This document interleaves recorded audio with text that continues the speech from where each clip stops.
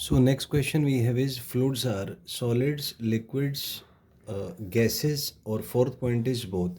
तो यहाँ पे both आ जाए क्योंकि दोनों ही गैस फ्लूइड्स होते हैं, गैसेज और लिक्विड्स, है ना, क्योंकि ये फ्लो कर सकते हैं.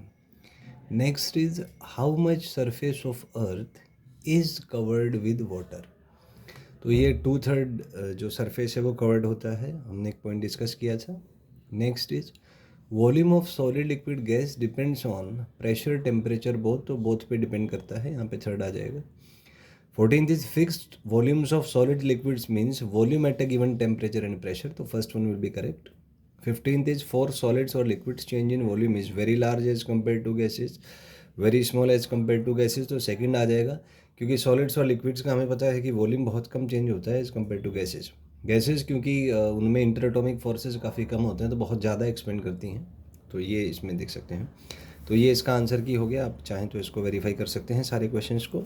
और कुछ पॉइंट इसमें और डिस्कस करूँगा आपसे. जैसे है density of a mixture of liquids. मान लीजिए हमें कोई लिक्विड्स का मिक्सचर दिया हुआ है. सपोज़ कीजिए कि आप एक लेबोरेटरी में हैं, उसमें आपके पास सोचो एक कंटेनर लिया आपने और उसमें 3 डिफरेंट लिक्विड्स आपने मिला दिए.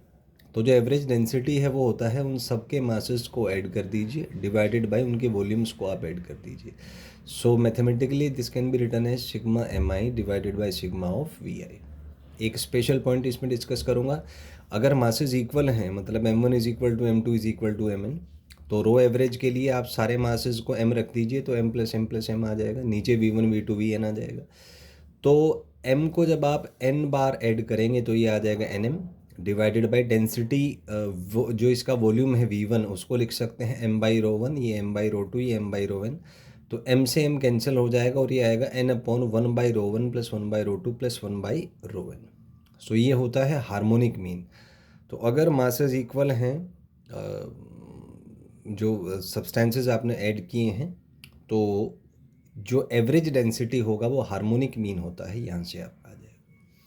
नेक्स्ट केसेस अगर वॉल्यूम्स इक्वल हैं, तो अगर वॉल्यूम्स इक्वल हैं तो v1 v2 vn बराबर होंगे v के. तो रो एवरेज आपका m1 m ये आ जाएगा. मास को लिख सकते हैं आप density into volume. So this भी rho one V rho two V up to rho N V divided by V plus V plus V. तो n बार इसको ऐड करेंगे तो ये आपका एन वी आ जाएगा. ऊपर से भी कॉमन ले लीजिए, वो कट जाएगा. तो यहाँ से आपका एवरेज डेंसिटी आ जाएगा rho one rho two rho N upon N. This is the arithmetic mean of individual densities. अगर दो मिक्सचर्स हैं तो हम कह सकते हैं कि अगर मास सेम है तो डेंसिटी एवरेज होगा 2 rho one rho two upon rho one plus rho two. और अगर वॉल्यूम्स इक्वल हैं तो डेंसिटी एवरेज होगा rho one plus rho two by to.